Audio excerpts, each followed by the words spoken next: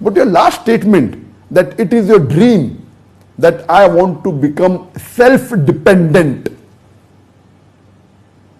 that's the reason I don't want to marry early. Now this is a very dangerous statement. Let me clarify to you that becoming self-dependent for a lady is not haram at all. But there are various aspects that come with it. Normally, on an average, if a lady is self-dependent and after marriage she earns money, then what will happen? Then she may not be, I'm saying she may not be. She may start thinking, okay, fine, now I am earning. Maybe I'm earning same as my husband, or I'm earning more than my husband. And then there may be the shaitan who will whisper in her and tell her that, see, now you're earning more than your husband, so why should you obey your husband? You know, fine. Quran clearly states in Surah Nisa, chapter number 4, verse number 34, Ar-rijalu qawwamuna ala nisa, that the man is the protector of the woman, is the qawwam. He is the protector and supporter. Many people misunderstand this and say, and they think that man is superior to the woman. That is the misunderstanding. The Arabic word qawwam comes from the root word akhama, which means to stand up for. So, and the verse continues, the man is the supporter of the woman because Allah has given him more strength and He provides him from His means. That means man has got more strength, and that's correct. Generally, there can be some women who are more stronger than the men, but generally man is more stronger. And it says He provides him from his means. That means he is the caretaker of the family. In Islam, it is the man which is the bread earner in the family. Before, and a woman is financially secured. In Islam, a woman, before she is married, it is the duty of the father and the brother to take care of her financial aspects. And after she is married, it is the duty of the husband and the son to look after her lodging, boarding, clothing, and all financial aspects. In Islam, a woman is financially secured. She need not work for a living. No one can force her to work, not even a husband. Can't force her to work, because it's the duty of the husband to provide all financial obligations.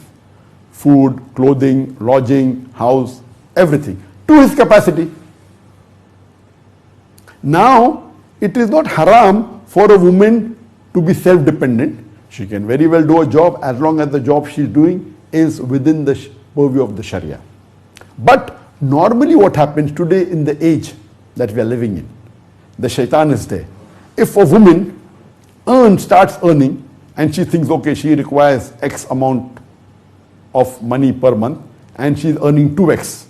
So she thinks, khalas, I'm looking after myself. Whether my husband earns less or more, if he earns less, so she tries to get.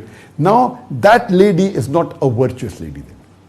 So it is not haram to be independent, but our beloved Prophet, Muhammad Sallallahu Alaihi Wasallam, he clearly mentioned. It's mentioned in Sunan Ahmad, Musnad Ahmad, volume number 3, hadith number, volume number 2, hadith number 1661, that the Prophet said that a lady who prays 5 times a day and she fasts during the complete month of Ramadan and guards the chastity and obeys the husband can enter paradise from any of the gates.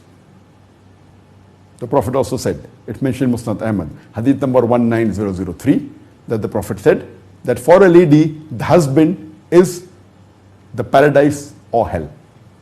That means how she treats the husband, whether she obeys or not, is very important.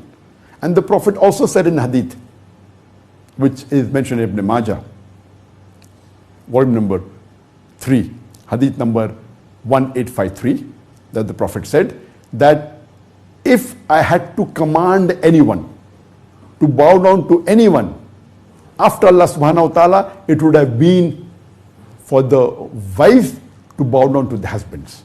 Because a woman cannot fulfill the duties to Allah subhanahu wa ta'ala until she fulfills her duty towards the husband. Now we have to take all the hadith together. So here we realize that it's very important that a married woman, for her to obey the husband is very important.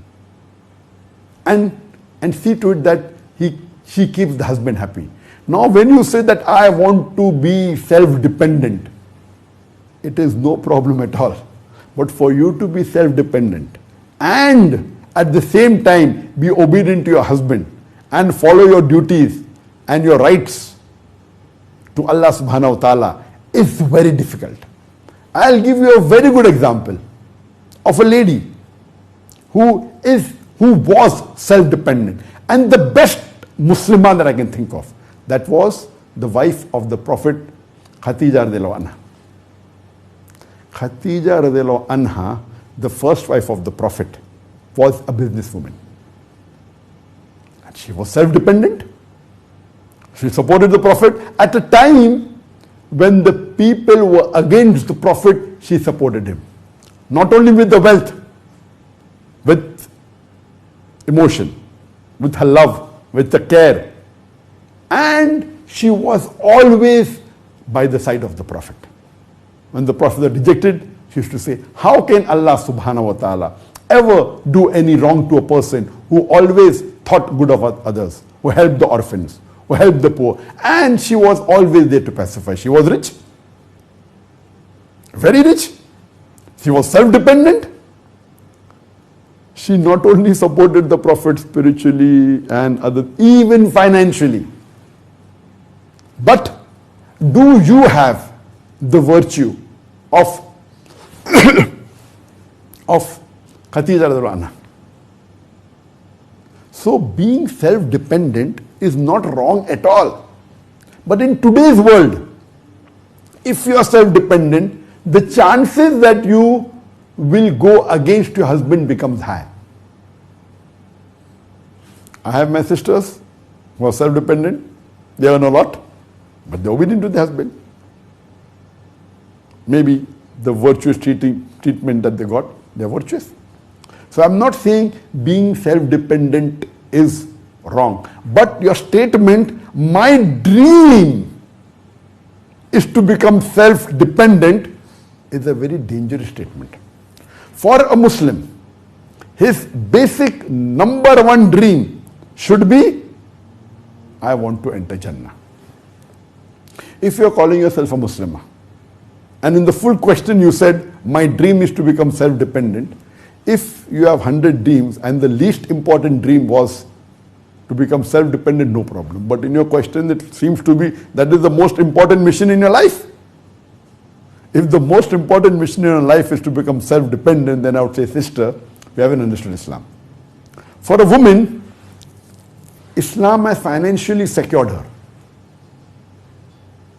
Whatever you do, however much you earn, if your husband is not virtuous, he can make life hell for you. Even if you may earn $1 million a month, it will be difficult. So you should try and find a virtuous husband. That's more important.